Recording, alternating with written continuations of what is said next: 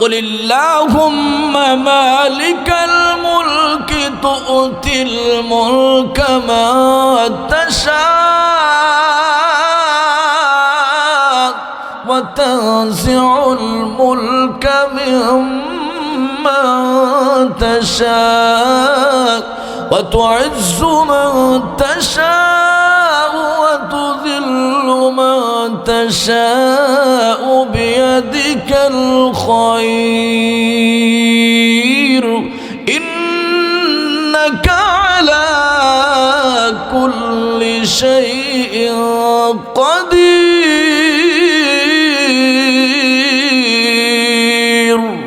الله أكبر حضرت عثمان গনি জিলনাওরাইন রাদিয়াল্লাহু তাআলা আনহু তার সামনে যখন কবরের বয়ান করা হতো তিনি কাঁদতে কাঁদতে অস্থির হয়ে যেতেন।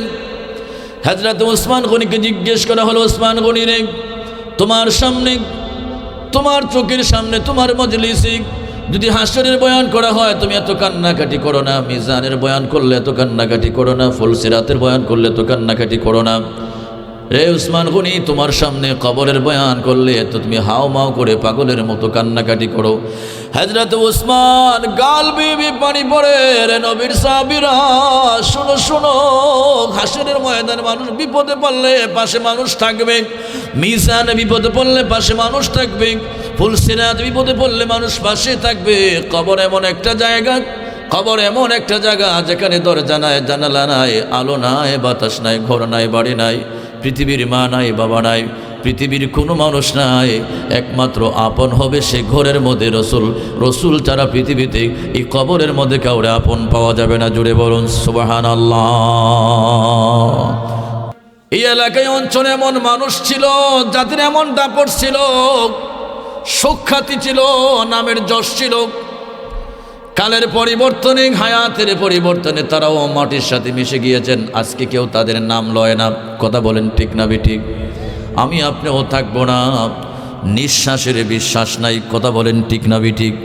এই যে আমাদের সাবেক বারবারের তিনবারের সফল প্রধানমন্ত্রী বেগম খালেদা জিয়া চলে গেলেন। কথা বলেন, তিনবারের প্রধানমন্ত্রী, তার কেমন সুখ্যাতি ছিল। বাংলাদেশের 16 কোটি 18 কোটি মানুষ তার কথার সাথে মানুষ একমত হয়ে যেত। তিনি যে রায় দিতেন তারা এটা মেনে নিত। তার কেমন পাওয়ার ছিল। তিনিও এমন এক অবস্থান হয়ে গেলেন, এমন একটা চরম পর্যায়ে পৌঁছে গেলেন যে তার ডাক্তার এমন একটা সময়ে বলল যে তার কোনো পৃথিবীর কোনো ঔষধ তার কাজ করবে না। অ্যান্টিবায়োটিক বলেন, হায়ার অ্যান্টিবায়োটিক বলেন, পৃথিবীর কোনো রাজ্যে তার চিকিৎসা চলবে না। কারণ হলো একমাত্র চিকিৎসা, তার চিকিৎসা হলো আজরাইল। কথা বলেন ঠিক না বেঠিক? একমাত্র চিকিৎসা তার আজরাইল। আজরাইলই পারে তার চিকিৎসা করবে, তার জান নিয়ে যাবে। এই পৃথিবীর থেকে নিয়ে গেল। ওনার ভক্তরা ওনার জন্য কাঁদলো, পাগল পাগল হইয়া 3 দিন শোক দিবস পালন করল। হয়তো বছরে একবার আবার এই তারিখটা আসলে তারা কাঁদবে, তার জন্য স্মরণ করবে। কিন্তু তার কবরের মাঝে ফুল দিয়া আর সালাম দিয়া তার কবরের নিচের কিছুই ভালো করতে পারবে না। কথা বলেন ঠিক না বেঠিক? আমার কবরের উপরে আপনি ফুল দেন, সালাম দেন, আসসালামু আলাইকুম ইয়া আব্দুল হালিম আল হুসাইনি, 100বার যদি আপনি বলেন কোনো কাজ হবে না। আমার ভাইয়েরা, ওনার ভক্তরা কাঁদলেন। 1 দিন 2 দিন 3 দিন কাঁদবেন, তারপরে কেউ মনে রাখবে না। এইভাবে বছরে হয়তো একদিন স্মরণ করবেন, আস্তে আস্তে ভুলে যাবে। আর 3 দিনের প্রতি 3 দিনের বেশি শোক দিবস পালন করাও জায়েজ নয়। রসুলে পাকের হাদিস, আপনি একটা মানুষ মারা গেলে তার জন্য 3 দিন শোক দিবস পালন করা সুন্নত। কথা বলেন ঠিক না বেঠিক? আমার ভাইয়েরা, এইভাবে পৃথিবীর থেকে অনেক চলে গেলেন।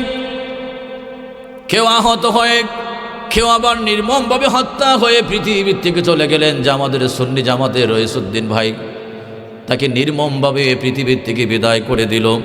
সুন্নি জামাতের ভিতরে বিশাল একটা উত্থান পতন শুরু হয়ে গিয়েছিল। কথা বলেন ঠিক না বেঠিক?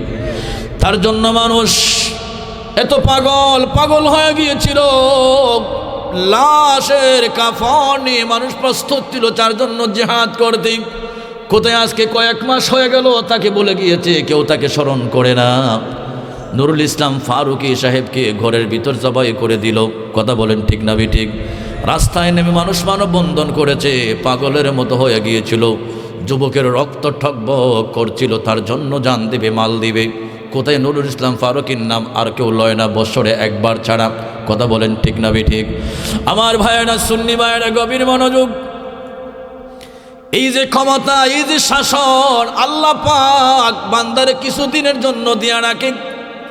এই ক্ষণস্থায়ীর দুনিয়া, সূরা আলে ইমরান আল্লাহ পাক বলছেন, এই রাজত্বের মালিক আমি আল্লাহ।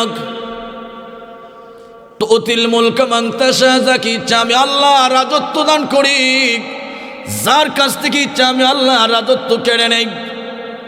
সাময়িক সময়ের জন্য আমি আল্লাহ কিছু সময় দিই। ফা ইন্না মাআল উসরি ইসরা, ইন্না মাআল উসরি ইসরা।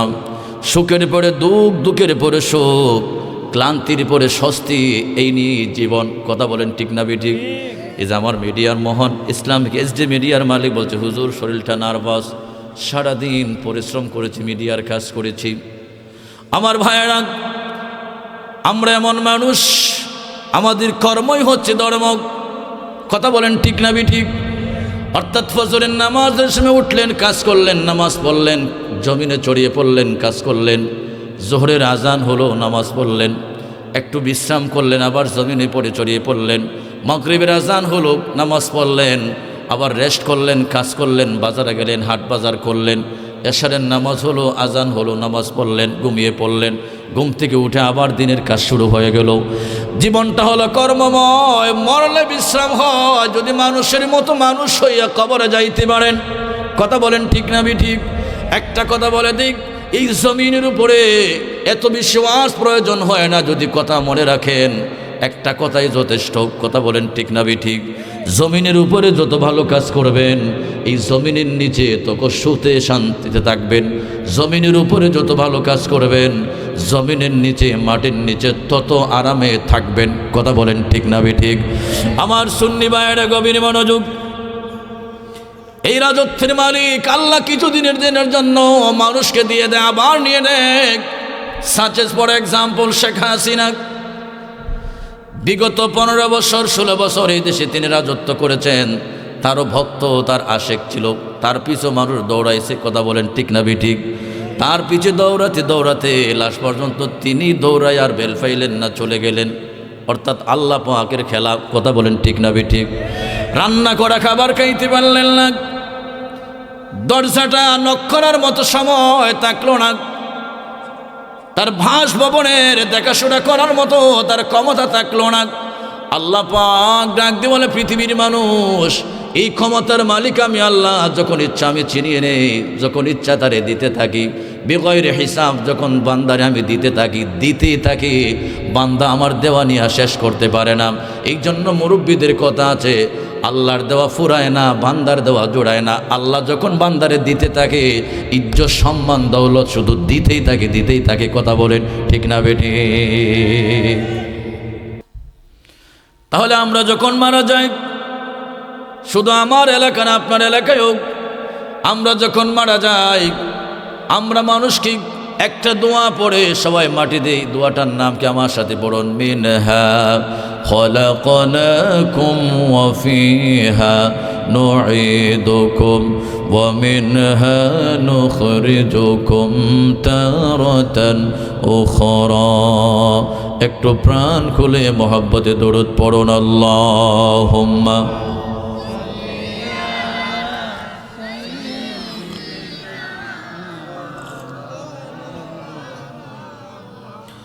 وعلى آل سيدنا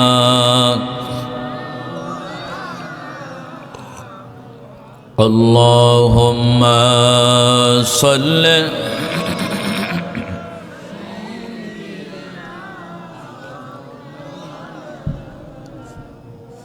وعلى آل سيدنا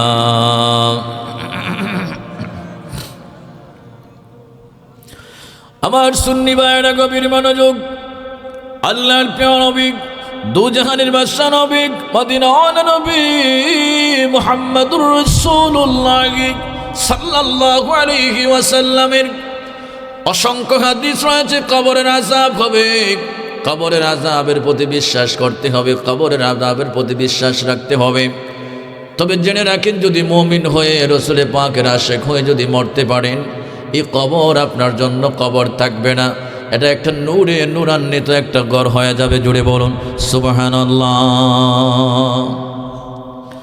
মানুষ যখন মারা যায়, আমার আপনার সব এলাকায় মসজিদে মসজিদে মাইকিং করে, অমুকের বাবা মারা গেছে, তমুকের চাচা মারা গেছে, মানুষ মাইকিং করে, মানুষ ভিড় দলে দলে তার বাড়িতে আসে। কথা বলেন ঠিক না বেঠিক? ভিড় দলে দলে আসে, এক নজর চেহারার দিকে দেখায়, মুর্দায় তখন ডাক দিয়ে বলে, কেড়ে তোমরা কে আমার চেহারার দিকে এত বেশি কেন তাকাচ্ছ? মনে হয় আমাকে কবরের মধ্যে দিয়ে দিবেন। জুড়ে বলে আল্লাহু আকবার। মুর্দায় ফুপায়া ফুপায়া কান্দে, কেন রে এত মানুষ আমার বাড়িতে? এই কান্নার আওয়াজ কেউ দেখে না, কেবলমাত্র তার ঘরের গরু ছাগল বেড়া দুম্বাগুলি চতুষ্পদ জন্তুগুলি তার কান্নার আওয়াজগুলি শুনে। মা শুনে না, বাবা শুনে না, ছেলে শুনে না, বাবা শুনে না, ছেলের কান্না শুনে না বাবা, একমাত্র তার ঘরের পশু পাখিরা শুনতে পায়। জুড়ে বলে আল্লাহু আকবার। আমার ভাইয়েরা, মানুষ যদি শুনতে পারত, কবরের আযাব দেখতে পারত, মুর্দার কান্না যদি শুনতে পারত, এই পৃথিবীতে মানুষ বসবাস করতে পারত না, চলতেই পারত না, মানুষ অজ্ঞান হয়ে হার্ট অ্যাটাক করে মারা যেত। জুড়ে বলে আল্লাহু আকবার। এবার বান্দাকে যখন গোসল দেওয়া হয়, মশুরি টাঙ্গিয়ে গোসল দেওয়া হয়, মুর্দায় তখন ফুফায়া ফুফায়া কাঁদে, কেড়ে তোমরা আমারে পানি দিচ্ছিস, এত গরম পানি দিস না, এত ঠান্ডাও দিস না, আমার কষ্ট হয়। কত গোসল করেছি নদীতে নাইমা, কত গোসল করেছি পুকুরে নাইমা, কত গোসল দিয়েছি সাঁতরায়া, আজকে আমার হাতও চল পাও চল, একটু কুসুম গরম শান্তিদায়ক পানি দিবে। জানাজার নামাজের সময় মুর্দায় ডাক দি বলে, এই মানুষগুলি আমার সঙ্গে যাবে, আমার সাথী হবে। এবার যখন জানাজা কমপ্লিট হয়ে যায়, অর্ধেক চলে যায়, 3 ভাগের 2 ভাগ চলে যায়, আমার ভাইয়া যারা জানাজার নামাজ পড়ে যাবেন না, জানাজার নামাজ পড়বেন। জানাজার নামাজে আমার রসুল বলেছেন, যারা জানাজার নামাজ পড়ে তার আমল নামায় 1 কেরাত সওয়াব দেওয়া হয়। 1 কেরাত মানে একটা পাহাড়, অথবা উহুদ পাহাড়ের অর্ধেক 7.5 কিলোমিটার এরিয়া। যারা জানাজার নামাজ পড়ে, যারা মুর্দার মাটি দেবে, আর আল্লাহর রসুল বলেন আমার উম্মতের আমল নামায় আল্লাহ পাক 2 কেরাত সওয়াব দিবেন পুরো উহুদ পাহাড়ের এরিয়া জুড়ে। বলুন সুবহানাল্লাহ। আমরা জানাজার নামাজ পড়তে চাই কি চাই না? বলেন, কত জানাজার পড়েছি না মাজ, দিয়েছি কত দাফন, কত জানাজার পড়েছি নামাজ, দিয়েছি কত দাফন। কোথা যেন আছে আমারও তৈরি সাদা কাপড়, জানাজার পড়েছি নামাজ, দিয়েছি কত দাফন। জুড়ে বলে আল্লাহু আকবার। আমার সুন্নি ভাইয়েরা, এই জানাজার নামাজ কমপ্লিট হওয়ার পরে মানুষ যখন মাটি দেওয়ার জন্য যায়, মুর্দায় তখন ভাবে মানুষগুলো আমার আপন হবে, আমার আপন হবে। 4 জনে 4 কাঁধে করে যখন আস্তে আস্তে করে নিয়ে যায়, মুর্দা যখন তখন ভাবে যে মানুষগুলি আমার আপন হবে। এবার যখন বান্দা যখন মিনহা খলাকনাকুম ওয়া ফিহা নুঈদুকুম ওয়া মিনহা নুখরিজুকুম তারাতান উখরা, আল্লাহ পাক বলে এই মাটির থেকে তোমাকে সৃষ্টি করেছি, এই মাটির মধ্যে আবার রাখবো, এই মাটির থেকে আবার জীবিত করে হাসরের ময়দানে উত্তোলন করে দিব, তুলে দিব। এই দোয়া পরে পরে যখন মানুষ কবর দেওয়ার জন্য প্রস্তুত হয়ে যায়, এই প্রস্তুত হওয়ার আগে 2 থেকে 3 জন কবরের মধ্যে লাফ দিয়ে আস্তে করে কবরের মধ্যে নেমে যায়। কথা বলেন ঠিক না ঠিক? মুর্দায় তখনও মনে মনে ভাবে যে এই 2-3 জন মানুষ মনে হয় আমার সাথে যাবে। বিসমিল্লাহি ওয়া আলা মিল্লাতি রাসূলিল্লাহ যখন বলে বলে কাঁদে। আমার ভাইয়েরা, মুর্দায় তখন কাঁদে, আরে আল্লাহর বান্দা তোরা আমার সাথে থাকবি, সবাই আমারে ভুলে যাচ্ছে, আস্তে আস্তে করে তোরাও যাবি না। এবার যখন 2-3 জন মানুষ যখন কবরের মধ্যে আস্তে করে যখন কেবলা মুখে করে রেখে দেয়, আস্তে করে যখন উঠে যায়, মুর্দায় হাও মাও করে চিল্লা চিল্লি করে কান্নাকাটি করে, পৃথিবীর কেউ কান্নাকাটি দেখে না। রসুল মদিনার নবী ডাক উম্মত রে, কাঁদিস না কাঁদিস না, তুই যদি আমার আশেক হত পাগল হস, যদি মুমিন হয়ে আমল নিয়ে কবরে আসতে পারো, উম্মত তুমি কবরের মধ্যে তোমার কাঁধ লাগানোর আগে আগে আমি মদিনার নবী তোমার কবরের মধ্যে হাজির হয়ে যাব। জোরে বলুন সুবহানাল্লাহ। আমাদের কবরে রসুল আসবেন, এটা আমরা মানতে চাই কি চাই না? আমার কবর, আপনার কবরে আমার নবী আসতে পারেন, এমন ইকিদা, এমন ইমান, এমন বিশ্বাস আমাদের আছে কি নাই? ডান হাত তুলে বলতে হবে আছে কি নাই? আল্লাহু আকবার।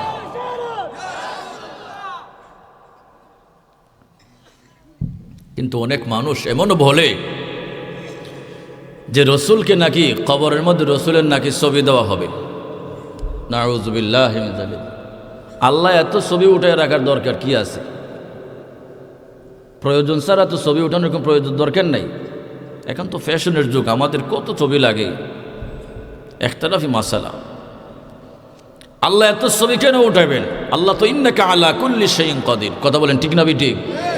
আল্লাহ বলছেন ইযা কাদা আমরান ফাইন্নামা ইয়াকুলু লাহু কুন ফায়াকুন। আমি যখন কোনো কাজের ধারণা করি, মনস্থ করি, শুধু বলি কুন, অটোমেটিক হয়ে যায়। তাহলে আল্লাহ তার হাবিবরে কবরে পাঠাইতে আল্লাহর তো কেমন কষ্ট হবে না? ওরা বলছে যে ছবি দেখাবে, নাউযুবিল্লাহি মিন যালিক। ছবি কি বাংলাদেশের ক্যামেরাম্যানে তুলবে না সৌদি আরবের ক্যামেরা তুলবে? হায় আফসুস আফসুস এদের জন্য, এরা আল্লাহ রসুলের সম্মান সইতেই পারে না। কমবখ্ত, বদনসিব তাদের জন্য। আপনাদের কষ্ট হচ্ছে ভাইরা? আমার সুন্নি ভাইরা গভীর মনোযোগ। আল্লাহর প্রিয় নবী, দুজাহানের বাদশা নবী, মদিনার নবী মুহাম্মদুর রাসূলুল্লাহ সাল্লাল্লাহু আলাইহি ওয়াসাল্লাম কবর সম্পর্কে অসংখ্য রিওয়ায়াত রয়েছে। কবরের আযাব থেকে পানা পাওয়া চাওয়ার জন্য আল্লাহর কাছে চাইতে হবে, চিনি ছাড়া। ভাইরা আমার, মদিনাতুল মুনাওয়ারায় এক আল্লাহর বান্দির ইন্তেকাল হলো। তানবিহুল গাফিলিন ফকি আবুল্লাহ সামরকান্দি রাহমাতুল্লাহ আলাইহি বড় চমৎকার ভাষায় রিওয়ায়াত কেন এনেছেন। আল্লাহর বান্দির ইন্তেকাল হলো। মদিনাতুল মুনাওয়ারায় একজন আল্লাহর বান্দি, বুজুর্গ মানুষ ছিল, খুব ইবাদত বন্দেগী করত। তিনি ইন্তেকাল করলেন। তার ইন্তেকালের পরে তার ভাইয়েরা তাকে সুন্দর করে জানাজা দিয়ে কাফন পরিয়ে দাফন করে দিল। যখন দাফন করবে, তার হাত থেকে একটা দেড়হামের থলি, দেড়হামের পোটলা কবরের মধ্যে পড়ে গেল। আপনারা বলেন, কবরের মধ্যে কোনো কিছু দেওয়ার বিধান আছেনি? কোনো সিস্টেম আছেনি? নাই। এই রঙিন কাপড়, চাদর বলেন, টুপি বলেন, পাঞ্জাবি বলেন, যাই বলেন না কেন, একমাত্র আমাদের আপন হবে সাদা কাপড়। কথা বলেন ঠিক না ঠিক? এই সাদা কাপড়টা ছাড়া পৃথিবীর কেউ আপন হবে না, কেউ সাথী হবে না। একমাত্র সাদা কাপড় আপনার সাথে যাবে। আসছি একা, যাব একা, সঙ্গে যাবে কি? সঙ্গে যাবে দুইটি নাম, আল্লাহ এবং নবীজি। কথা বলেন ঠিক না ঠিক? আমার সুন্নি ভাইয়েরা গভীর মনোযোগ। ওই আল্লাহর বান্দার দেড়হামের পোটলা হাত থেকে ভুলক্রমে কবরের মধ্যে পড়ে গেল। কবরে পড়ে যাওয়ার পরে তার মনে নেই, ভুলক্রমে পড়ে গেল। বাড়িতে যাওয়ার পরে তার মনে হইল তার বোনের কবরের মধ্যে দেড়হামের পোটলা পড়ে গিয়েছে। দূর মারলেন, বাড়ির থেকে আবার আসলেন, কবর খনন করলেন।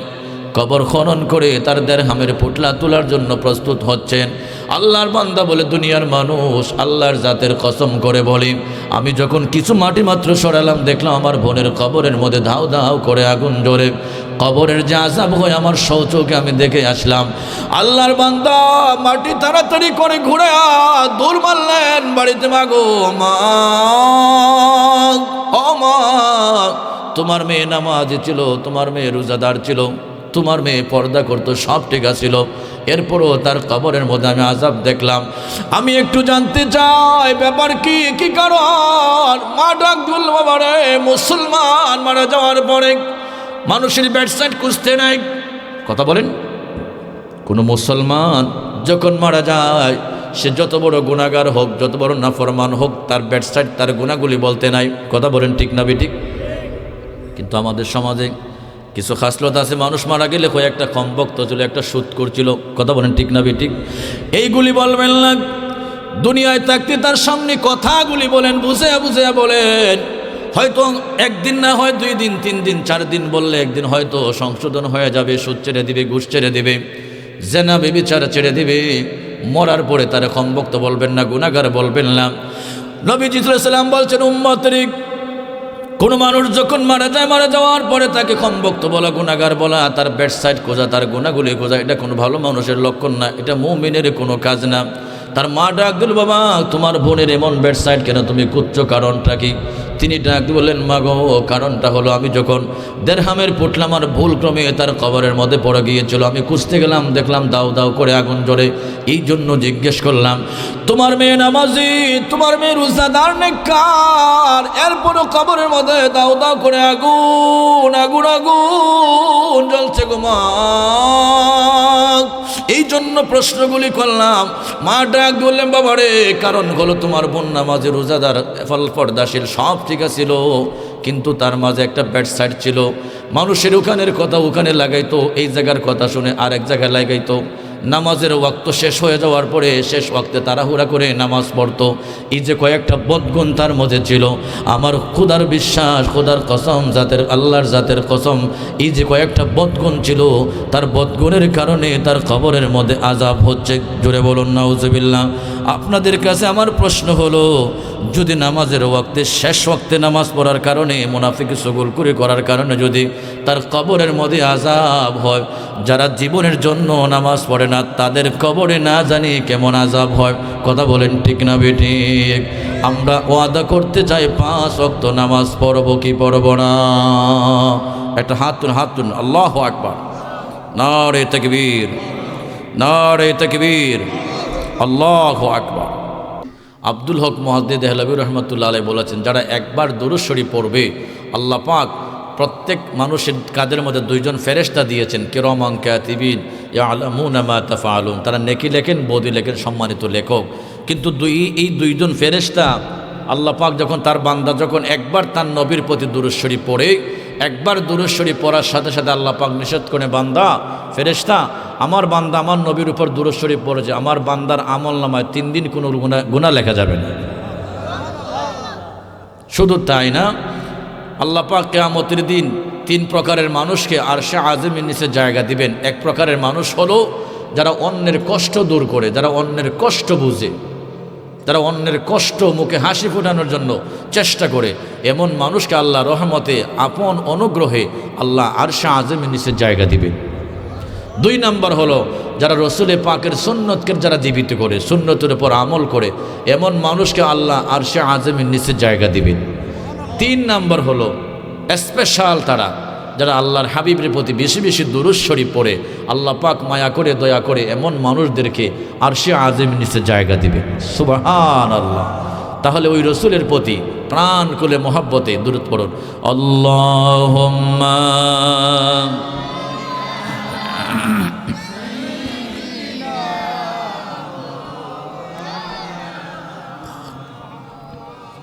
وعلى آله مولانا اللهم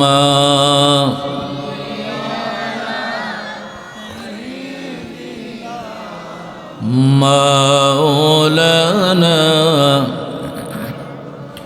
وعلى آل سيدنا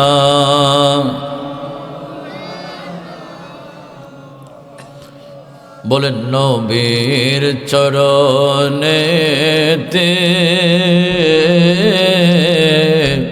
সারা জীবন আমি থাকব নবীর চরণেতে সারা জীবন আমি থাকব দরুদ সালামে মিলাদ কিয়ামে দরুদ সালামে মিলাদ কিয়ামে নূর নবীকে খুশি করব নবীর চরণেতে সারা জীবন আমি ভালোবেসে নবীজিকে ভালোবেসে নবীজিকে হৃদয় মাঝে ভরে রাখবো নবীর চরণেতে সারা জীবন আমি থাকব। চিৎকার করে বলুন আল্লাহু আকবার। বাবাজিরা আমার, কবরের আলোচনা এখানে রেখে দিলাম, সামনে আর বাড়ি না, হাসরের দিকে যাই। হাসর এমন একটা জায়গা, হাসরের ময়দানে যাওয়ার আগে কয়েকটা ধাপ আছে। আল্লাহ রাব্বুল আলামিন ইসরাফিল আলাইহিস সালামের কাদের মধ্যে একটা বাঁশি দিয়ে দিলেন। ইসরাফিল আলাইহিস সালাম এইরকম মুখের মধ্যে লাগিয়ে দাঁড়িয়ে আছে। 1 বছর নয়, 2 বছর নয়, সৃষ্টির পর থেকে তার মুখের মধ্যে এটা লাগিয়ে দাঁড়িয়ে আছে। আল্লাহু আকবার। কখন জানি আল্লাহ অর্ডার দিবেন, কি জানি লেট হয়ে যায় কিয়ামতের জন্য। একটা ফু দিবেন, ইদাস সামাউ শাক্কাত ওয়া আযিনাত লিরাব্বিহা ওয়া হুক্কাত ওয়া ইযাল আরদু মুদ্দাত। সূরা কুফফিরাতে এসেছে ইজাশ শামসু কুমভিরাত ওয়া ইযান নুজুমু কাদারাত ওয়া ইযাল জিবালু সুয়িরাত ওয়া ইযাল ইশারু উত্তিলাত ওয়া ইযাল উহুশু হুশিরাত। জুড়ে বলে আল্লাহু আকবার। সূরা ইনফিতার এসেছে ইদাস সামাউ ফাতারাত ওয়া ইযাল কাওয়াকিবু ইনতাসারাত ওয়া ইযাল বিহারু ফুজ্জিরাত ওয়া ইযাল কুবুরু বু'থিরাত। কিয়ামতের সুন্দর আলোচনা সূরা জিলজালে এসেছে ইযা জুলজিলাতিল আরদু জিলজালাহা ওয়া আখরাজাতিল আরদু আসকালাহা ওয়া ক্বালাল ইনসানু মা লাহা। জুড়ে বলে আল্লাহু আকবার।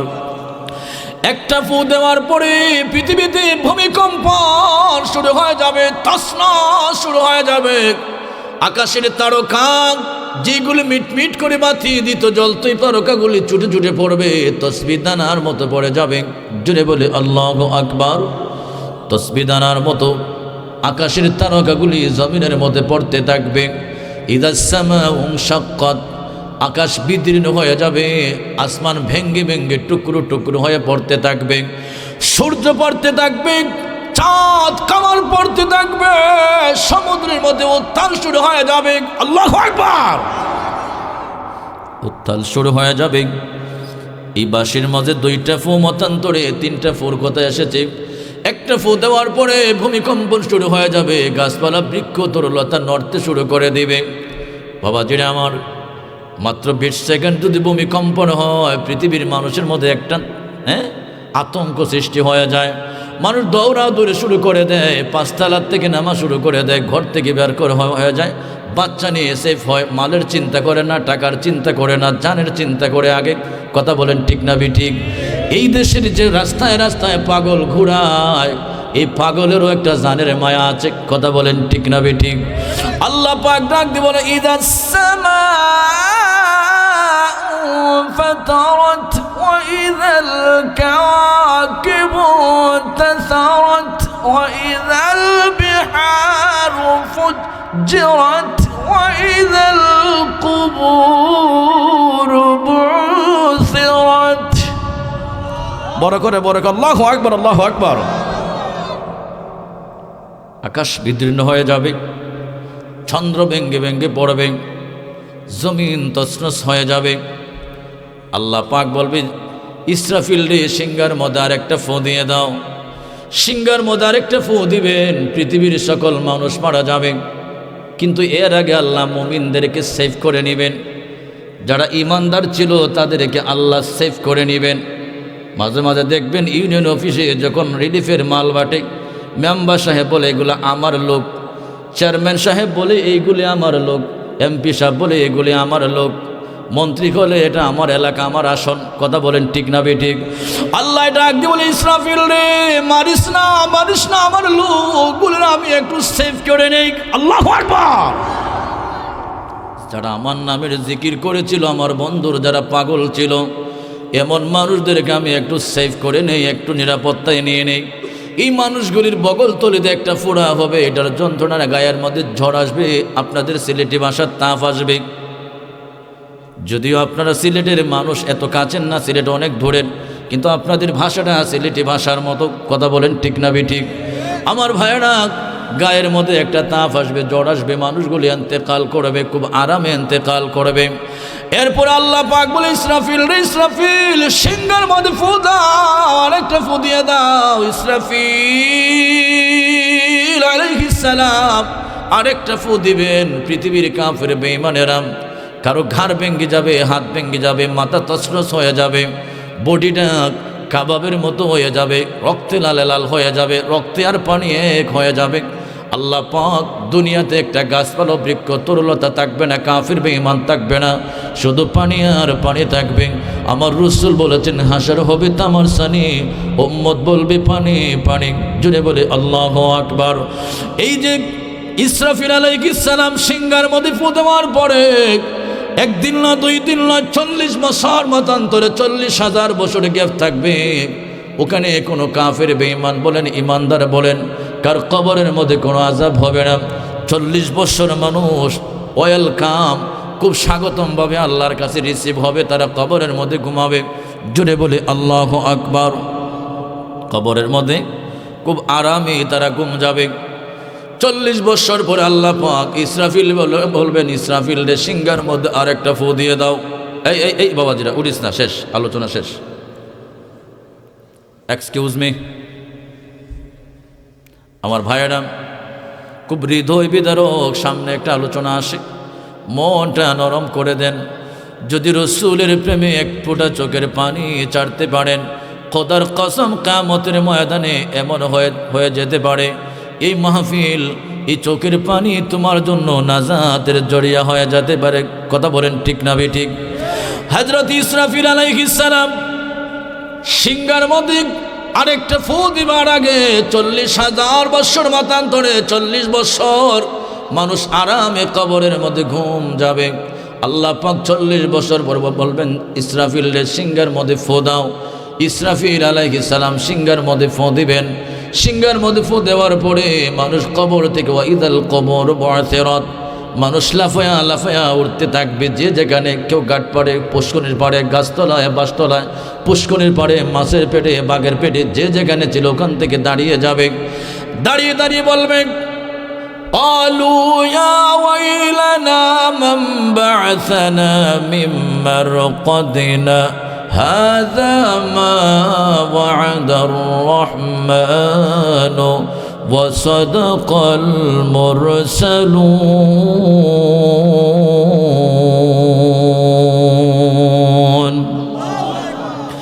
মানুষ বলবে, আল্লাহ আল্লাহ আল্লাহ, কে ডাকলাম, মাত্র ঘুমাইলাম, আরামের ঘুম কে ভেঙে দিল গো আল্লাহ।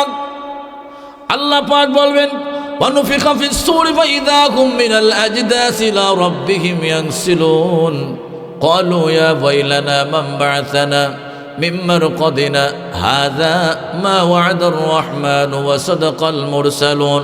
তারা বলবে, আল্লাহ কে আমাদেরকে ঘুম থেকে জাগ্রত করলো, এত আরামের ঘুমের মধ্যে ছিলাম, এত মজার ঘুমের মধ্যে ছিলাম, মাত্র ঘুমাইলাম, কিছু ঘুমাইলাম, কাঁচা ঘুম। আল্লাহ পাক ডাকলো, বান্দারে তোরে 40 বছর ঘুম পাড়াইছে, এরপরে বলো কাঁচা ঘুম রে বান্দা। দুনিয়াতে ঘুমাইলে না 16 ঘন্টা ঘুমাইছস, 12 ঘন্টা ঘুমাইছস, আমি আল্লাহ তোরে 40 বছর কবরের মধ্যে ঘুম পাড়াইলাম। আল্লাহু আকবার।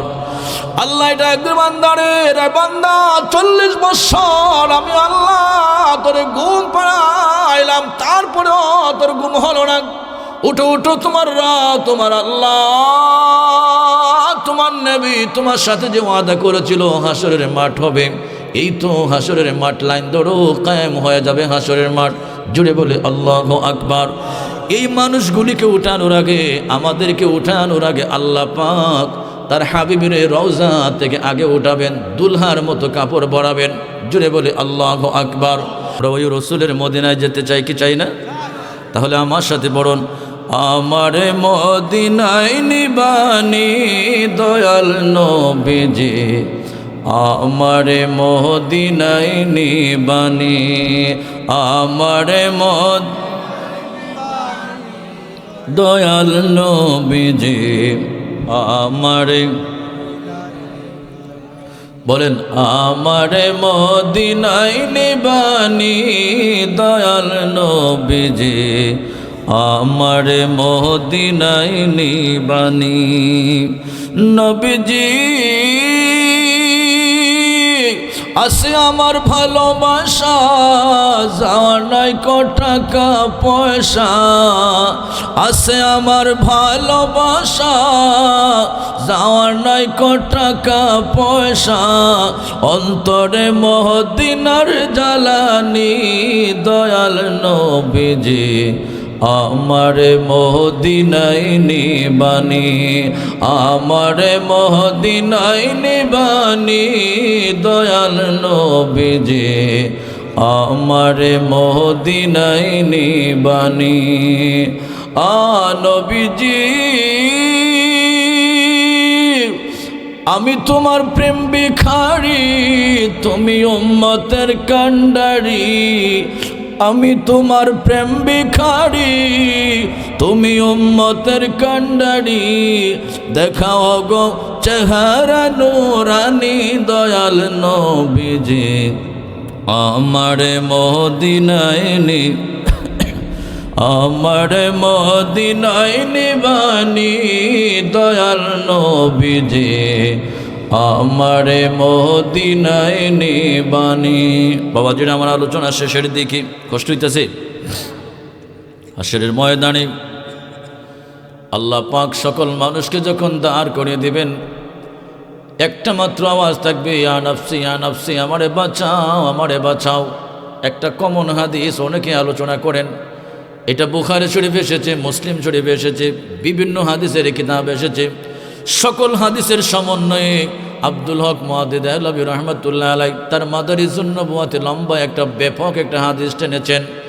ওই কিয়ামতের ময়দানে মানুষ ইয়া নাফসি ইয়া নাফসি ইয়া সাকি ইয়া সাকি, পানি দাও পানি দাও, একটা হাহাকার উঠে যাবে ময়দানে মাশারে, আল্লাহ পানি দাও পানি দাও, আমারে বাঁচাও আমারে বাঁচাও। সন্তানের খেয়াল থাকবে না, স্ত্রীর খেয়াল থাকবে না। আল্লাহ পাক বলেন, ইয়াউমা ইয়াফিরুল মারউ মিন আখি ওয়া উম্মিহি ওয়া আবিহি ওয়া সাহিবাতিহি ওয়া বানিহি। জুড়ে বলে আল্লাহু আকবার। ওই কিয়ামতের ময়দানে ভাই কোনো কাজে আসবে না, বোন কোনো কাজে আসবে না, বাবা কোনো কাজে আসবে না, মা যে মা পৃথিবীর সব প্রান্তে, যেই প্রান্তে আপনি বসবাস করেন না কেন, পশু পাখি জানার আগে সন্তানের দুঃখ সুখ তার মায় জানে আগে। কথা বলেন ঠিক না বেটি? এমন মাও কিয়ামতের দিন কাজে আসবে না। সূরা আবাসা 30 পারাতে আল্লাহ পাক বলেছেন, ওয়া উম্মিহি ওয়া আবি, তোমার মা কাজে আসবে না, বাবা কাজে আসবে না। যেই বাবা মাথার ঘাম পায়ে ফেলাইয়া পরিশ্রম করে সন্তানের মুখে হাসি ফোটানোর জন্য, এমন ভাবো কিয়ামতের দিন কাজে আসবে না। ওয়া উম্মিহি ওয়া আবি ওয়া সাহিবাতিহি ওয়া বানি, তোমার বন্ধু কোনো কাজে আসবে না। যে বন্ধুর জন্য নাইট ক্লাবে গেলা, ইয়াবা খাইলা, ফেন্সিডিল খাইলা, বন্ধু তোমার কাজে আসবে না। বন্ধবী কোনো কাজে আসবে না। প্রাণের স্ত্রী তোমার কাজে আসবে না। আল্লাহ পাক ডাক দিয়ে বলে, ইয়াউমা লা ইয়ানফাউ মালুন ওয়ালা বানুন। আল্লাহ পাক বলে, ইয়াউমা লা ইয়ানফাউ মালুন ওয়ালা বানুন, ওই কিয়ামতের ময়দানে তোমার সম্পদ কোনো কাজে আসবে না, সন্তান কোনো কাজে আসবে না। এই যে হারাম, যা হালাল নাই হারাম নাই, যাচাই নাই বাছাই নাই, সম্পদের পাহাড়ের জন্য আমরা দৌড়াচ্ছি। কিয়ামতের দিন আল্লাহ পাক বলে তোমার সম্পদ 2 পয়সার কোনো কাজে আসবে না। ভাইরা আমার, কিয়ামতের দিন একটা মাত্র আওয়াজ হবে, ইয়া নফসি ইয়া নফসি, ইয়া সাকি ইয়া সাকি, পানি দাও পানি দাও, আল্লাহ তুমি আমারে বাঁচাও তুমি আমারে বাঁচাও। হাহাকার উঠে যাবে, সকল মানুষ পরামর্শ করবে কার কাছে যাওয়া যায় কার কাছে যাওয়া যায়। মানুষ পরামর্শ করে যাবে আদম নবীর কাছে যাবে। আদম আলাইহিস সালামের কাছে গিয়ে মানুষ আবেদন করবে, আদম নবী আপনি আমাদের আদি পিতা, হাসরের ময়দানে বড় কঠিন ভয়াবহ আযাবের মধ্যে আছি, গজবের মধ্যে আছি, মেহেরবানি করে আল্লাহর হস্তে একটু শাফাআত করুন যাতে জান্নাতে প্রবেশ করতে পারি। কেউ বলবে জান্নাতে যায় জাহান্নামে যায় পরের কথা, আগে হাসরের ময়দান থেকে বাঁচান। আযাব আর সহ্য হচ্ছে না, কারণ হলো মানুষের আধা দুপুরে সূর্য থাকবে। জুড়ে বলে আল্লাহু আকবার। কি বুঝেন? আধা দুপুরে সূর্য থাকবে। আল্লাহ পাকের সূর্যের এত পাওয়ার, এই জ্যৈষ্ঠ মাসে শ্রাবণ মাসে পানি থই থই করে এই সূর্য দিয়ে আল্লাহ চৈত্র মাসে মানিটারে শুটকি বানাইয়া ফাটাইয়া দেয়। কথা বলেন ঠিক না বেঠিক? কিন্তু সূর্যটা তখন কত উপরে জানেন? প্রায় 9,32,00,000 মাইল উপরে। কিন্তু কিয়ামতের ময়দানে আল্লাহ রাব্বুল আমিন সেই সূর্যটা মানুষের আদাত উপরে থাকবে। মানুষের ব্রেন মগজ টকবক করবে, মানুষ গামের মধ্যে সাঁতার কাটবে, যার যার গুনাহ অনুযায়ী সাঁতার হবে। কেউর গাম হবে হাঁটু পর্যন্ত, কেউর গাম হবে কোমর পর্যন্ত, কেউর গাম হবে বুক পর্যন্ত, কেউর গাম হবে কানের লতি পর্যন্ত, কেউ আবার ঘামের মধ্যে সাঁতার কাটবে, হাবুডুবু খাবে। এইভাবে 50,000 বছর যাইবে। জুড়ে বলে আল্লাহু আকবার। আদম নবী ডাক বলবে, না না লাস্তু লাহা, আমার দ্বারা সম্ভব হবে না, যাও যাও তোমরা অন্য জনের কাছে যাও। কারণ হচ্ছে আমি আল্লাহ পাকের হুকুম মানতে একটু গাফলতি করেছিলাম। আল্লাহ পাক আমার নিষেধ করেছিলেন জান্নাতের ভিতরে গন্ধম না খাওয়ার জন্য, কিন্তু আমি গন্ধম খেয়েছিলাম। এটার জবাব যদি আল্লাহ আমার কাছে চান, প্রশ্ন করেন কি জবাব দেব? না জবাব কোনো প্রশ্ন নাই। এই যে আমি টেনশনে আছি, আল্লাহর কাছে আমি কি জবাব দিব? জুড়ে বলে আল্লাহু আকবার।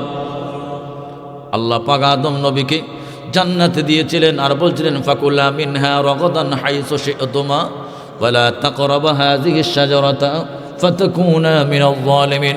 আলেম উলামা ইশতে থাকলে একটু হেল্প হয়। আল্লাহ পাক তাকে দারিম সীমা দিলেন, বর্ডার গার্ড এরিয়া দিলেন, সীমান্ত এলাকা দিলেন। আদম হাওয়া তোমরা এখানে থাকবা, বসবাস করবা, কিন্তু গাছের কাছে যাইবা না, এই ফল তোমরা ভক্ষণ করবা না। কিন্তু বুড়া মানুষের সুরত ধরে শয়তান আদম নবীর কাছে আসলো, আদম নবীকে ফলো করলো, কুমন্ত্রণা দিল, কিন্তু আদম নবীকে পারলো না। মা হাওয়াকে খুব সহজেই ফটায় ফেললো। মহিলাদের মন নরম, তাদেরকে ফটানো খুব সম্ভব। রংপুরের বেডি সিলেট আইসা পড়ে প্রেমের টানে। কথা বলেন ঠিক না বেঠিক?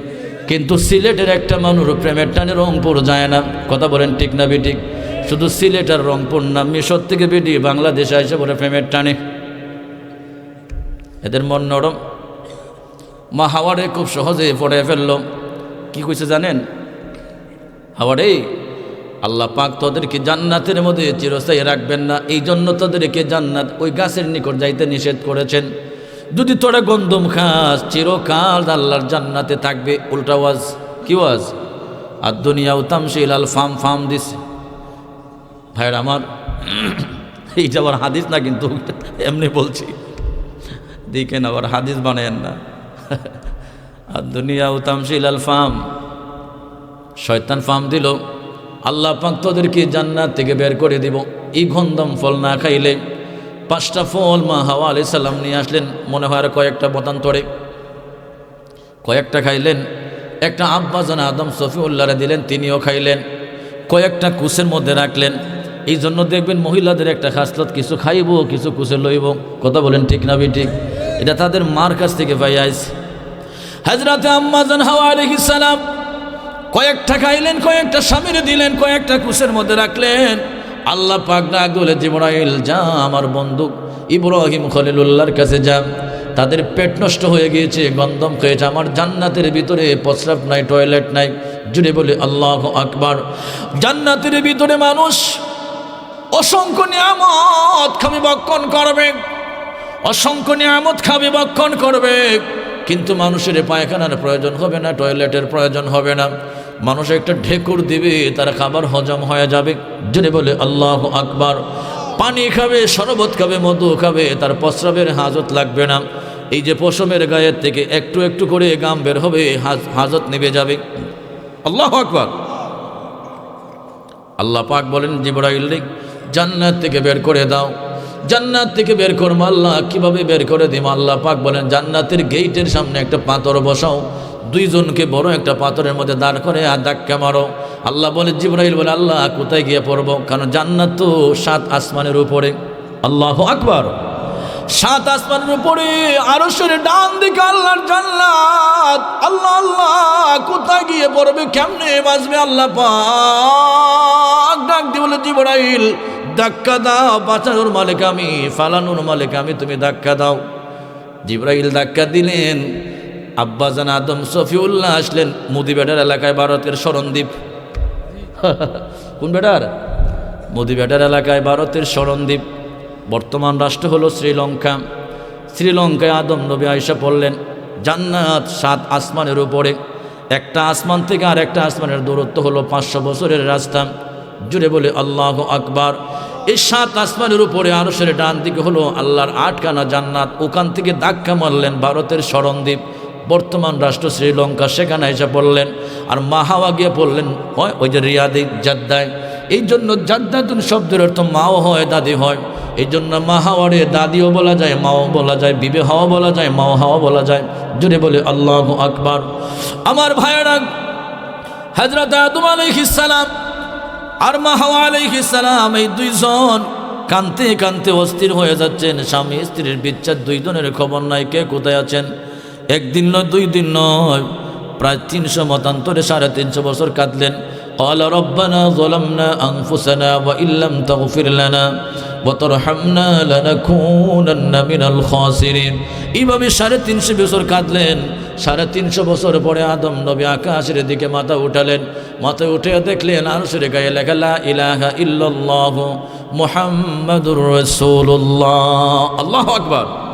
তখন আদম আলাইহিস সালাম বলছেন, আল্লাহ, আদম নবী আমায় তুমি সর্বপ্রথম বানাইলা, তোমার সাথে কাহার নাম গো শরীক করে রাখিলা। আল্লাহু আকবার।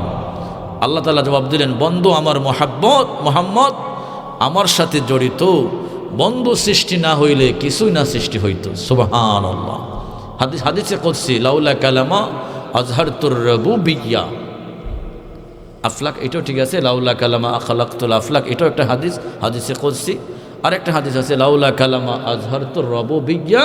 আল্লাহ পাক বলছেন, আমার বন্ধুকে সৃষ্টি না করলে আমি আমার খোদার খোদাইত্ব প্রকাশ করতাম না। সুবহানাল্লাহ। তখন আদম নবী আল্লাহর কাছে বলছেন, আল্লাহ, তোমার বন্ধুর উসিলা মাফ করে দাও। আল্লাহ পাক বলছেন, আদম রে, এই 350 বছর তো কান্নার কোনো প্রয়োজন ছিল না। যদি মানুষ দোয়ার শুরুতে আমার বন্ধুর উসিলা নিয়ে দোয়া করে, আমি আল্লাহ সাথে সাথে তারে মাফ করে দিই। সুবহানাল্লাহ। যদি এই জবান ভালো হয়, পেটে যদি হালাল খাবার হয়, দোয়া কবুল। হ্যাঁ, আমার আদম আলাইহিস সালাম লাস্তুলাহা, আমার দ্বারা সম্ভব না। গেলেন কার কাছে? নূহ আলাইহিস সালামের কাছে। আমি সংক্ষেপ শেষ করে দিচ্ছি। নূহ আলাইহিস সালাম বলেন, আমার দ্বারা সম্ভব না। আমি আমার উম্মতরে যে অ্যাটেন্ড বোমা মারছি, এটার জন্য আল্লাহ পাক আমারা কি যে প্রশ্ন করেন। নূহ আলাইহিস সালামকে তার উম্মতরে বদদুয়া দিয়েছিলেন। কোরআন শরীফে আছে, ক্বালা রাব্বি লা তাযার আলাল আরদি মিনাল কাফিরিনা দাইয়ার। আল্লাহ একটা কাফিরের বাচ্চা রাখবে না, সব মাইরা লাও, একদম মাইরা সাফ করে দাও। নবীদের স্পেশাল দোয়া, ওরা হাত তুললে দোয়া কবুল, হাত তুললেই দোয়া কবুল। এর মাঝে আল্লাহ পাক নবীদেরকে একটা স্পেশাল দোয়ার বাজেট দিয়েছেন। দুনিয়াটা আল্লাহ দুনিয়াটা দিয়ে দিবে। সুবহানাল্লাহ। নূহ আলাইহিস সালাম সেই স্পেশাল দোয়াটা তার উম্মতরে বদদোয়া দিয়া একদম মাইরা দিয়েছেন। এমন বোমা মারছেন, আয় হায় হায় হায়। আল্লাহ পাক বলেন, নূহ, নৌকা বানাও, কিস্তি বানাও, আমি আল্লাহ এমন একটা প্লাট দিব, বন্যা দিব, একবার একটা কাফের রাখবো না, পানির তলে সব মাইরা সাফ করে দেবে একবারে। আল্লাহ এমন পানি দিছিলেন, পৃথিবীর ইতিহাসে তো এমন পানি হয় নাই। পৃথিবীর সবচেয়ে উঁচু যে পাহাড়, এটাকে বলা হয় জুদি পাহাড়। এই জুদি পাহাড়ের উপরে আল্লাহ 120 গজ পানি দিয়েছিলেন। এই পাহাড়ের উপরে 120 গজ পানি, এবার নিচের কি অবস্থা। নূহ নবীর সন্তানটা হাবুডুবু খাচ্ছিল কেনান। তিনি তখন মায়া লাগছিল, সন্তান তো, আল্লাহ এটা আমার ছেলে। আল্লাহ বলছিলেন লাইসা মিন আহলিক, এটা তোমার ছেলে না, এটা বেঈমান। যদি বেঈমান হয় তোমার বাপও তোমার বাপ না, তোমার ছেলেও তোমার ছেলে না। নূহ নবী বললেন হাসরের ময়দানে তোমরা আমার কাছে আসছো, লাস্তু লাহা, এই যে আমার ছেলের জন্য অসঙ্গতভাবে অযৌক্তিকভাবে আল্লাহর কাছে দোয়া করেছিলাম, যদি আল্লাহ পাক আমার কিয়ামতের দিন জিজ্ঞেস করে কি জবাব দিব, লা জবাব, আমি এটার ভয়ে আছি, আমার দ্বারা সম্ভব না, যাও অন্যর কাছে যাও। সুবহানাল্লাহ। হযরত আদম সফিউল্লাহ দিবেন নূহ নবীর কাছে, নূহ আলাইহিস সালাম দিবেন হযরতে দাউদ আলাইহিস সালামের কাছে, দাউদ নবী দিবেন মুসা কালিমুল্লাহর কাছে। এখানে এর ভিতরে লম্বা লম্বা আলোচনা আছে আমার ভাইরা।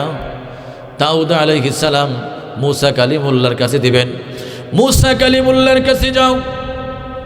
হযরতে মুসা কালিমুল্লাহ তিনি আল্লাহর সাথে দৈনিক 24,000 ওয়ার্ড দিয়ে কথা বলতেন, 1,40,000 ভাষা দিয়ে কথা বলতেন। তোমরা মুসা নবীর কাছে যাও। মুসা আলাইহিস সালামের কাছে যাওয়ার পরে তিনি বলবেন লাস্তুলাহা, আমার দ্বারা সম্ভব না। এই হাদিসে ঈসা রূহুল্লাহর কথা নাই, তবে অন্য এক হাদিসে এসেছে হযরত ঈসা রূহুল্লাহর কাছে যাবে। ঈসা রূহুল্লাহ, আল্লাহ পাক আপনাকে একজন জলিল কদর নবী রাসূল বানিয়েছেন।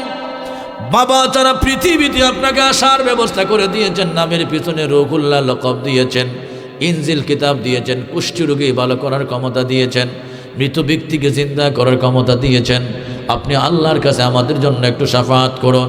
জান্নাতে যাই জাহান্নামে যায় সেটা পরের কথা, হাসরের ভয়াবহ শাস্তি থেকে একটু বাঁচান। জুড়ে বলে আল্লাহু আকবার। হযরত ঈসা রূহুল্লাহ বলবে লাস্তুলাহা, লাস্তুলাহা, আমার দ্বারা সম্ভব হবে না। যাও যাও, তোমরা ওই যে মাকামে মাহমুদ দেখা যাচ্ছে, আল্লাহ পাক কোরআনে বলেছেন আসা আইয়াবআসাকা রাব্বুকা মাকামান মাহমুদা।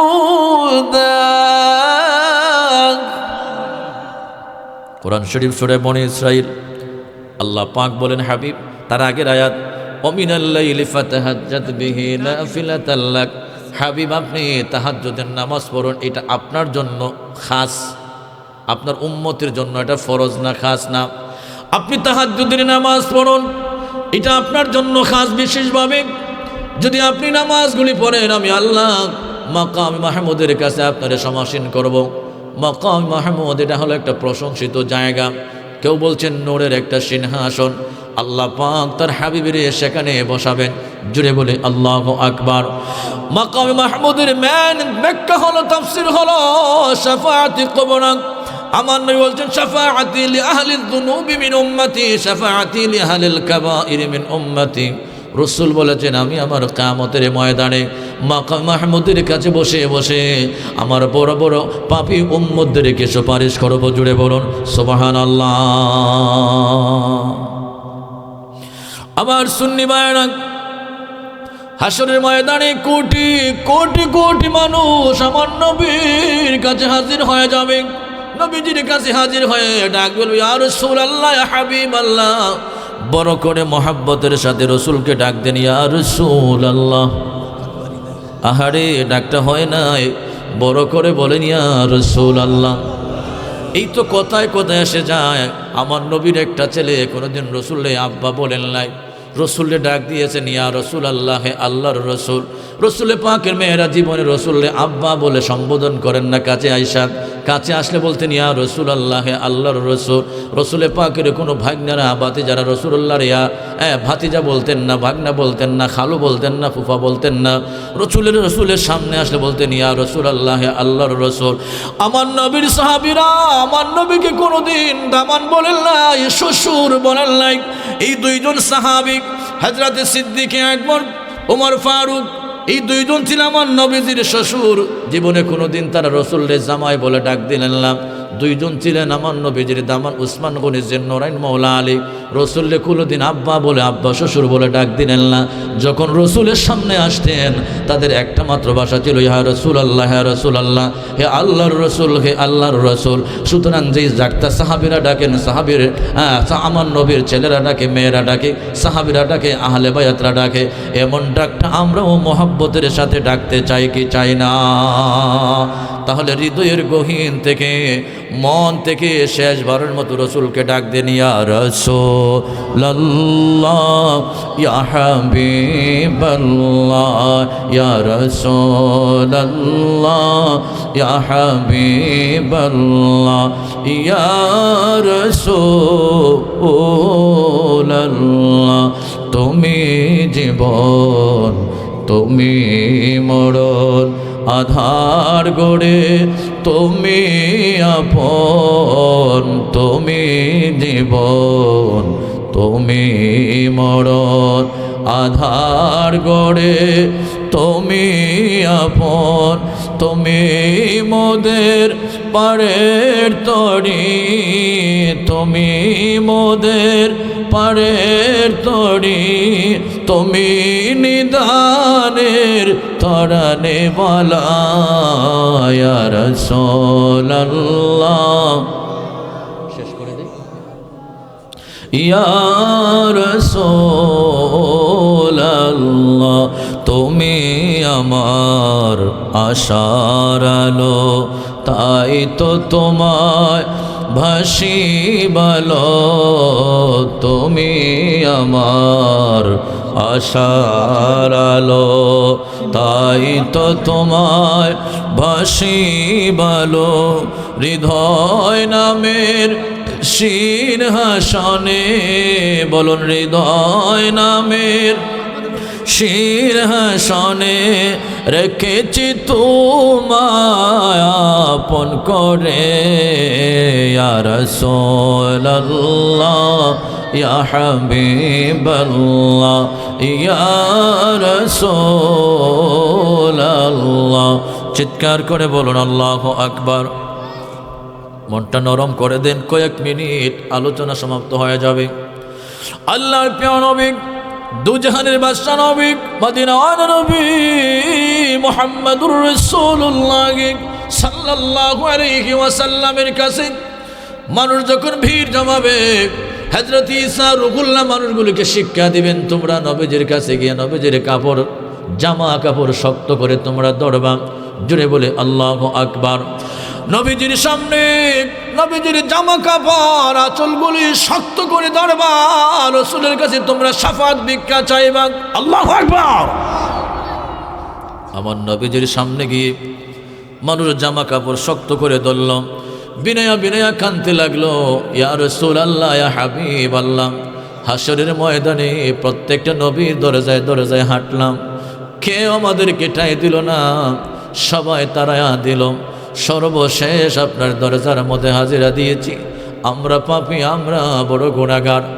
হাসরের ময়দানে আযাব আযাব গজব সহ্য হচ্ছে না গো রাসূল, মেহেরবানি করে একটু শাফাত করুন। আল্লাহর দরবার থেকে, আসামি থেকে ছুটাই আমাদেরকে একটু মুক্ত করে দেন।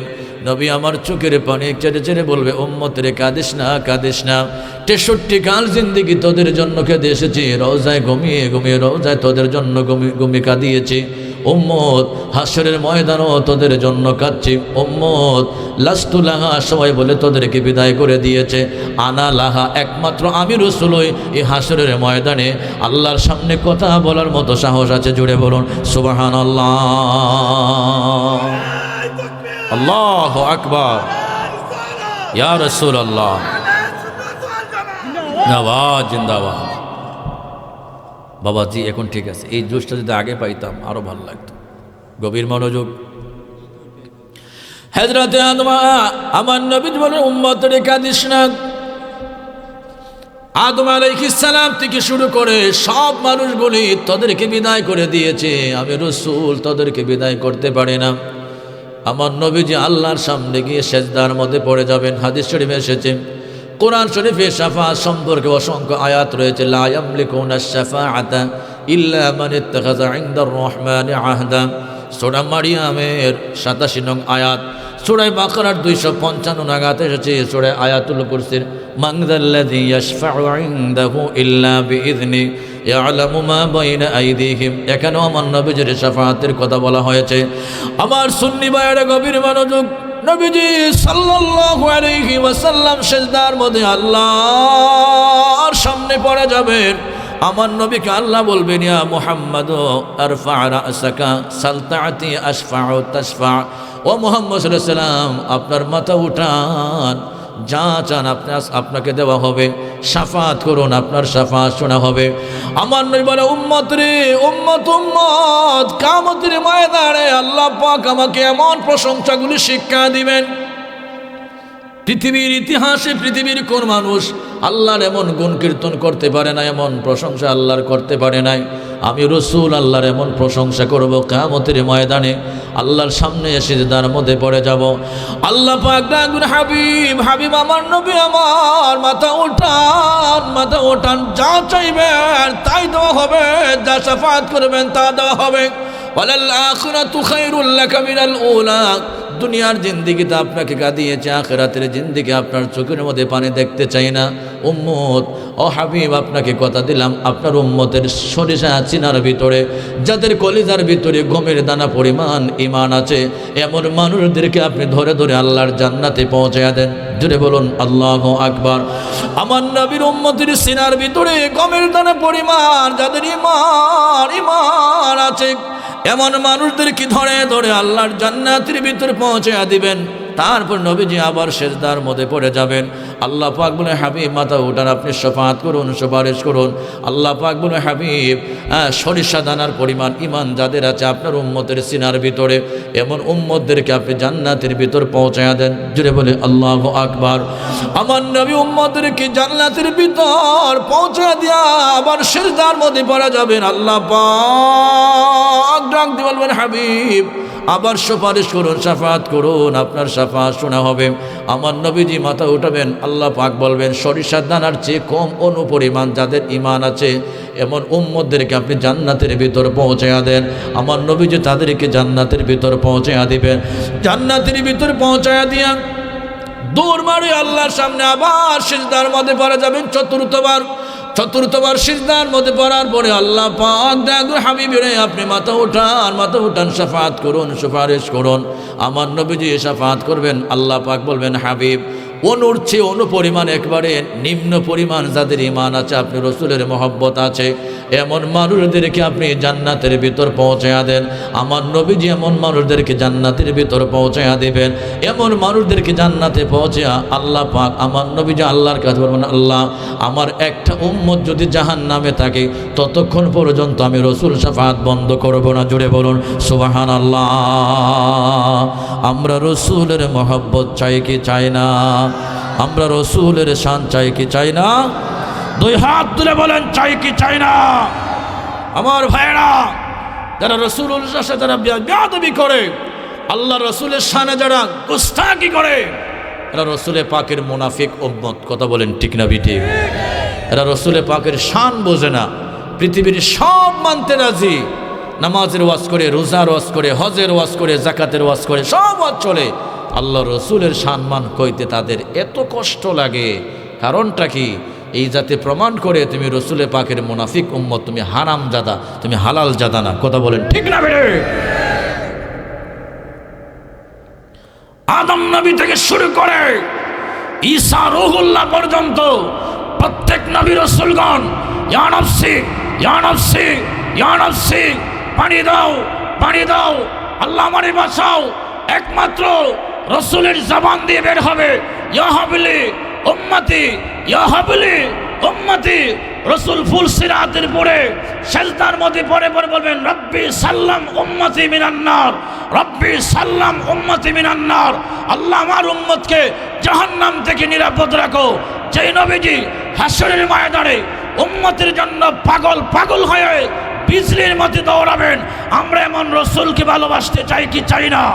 শেষবারের মতো ডান হাত তুলে বলেন, চাই কি চাই না?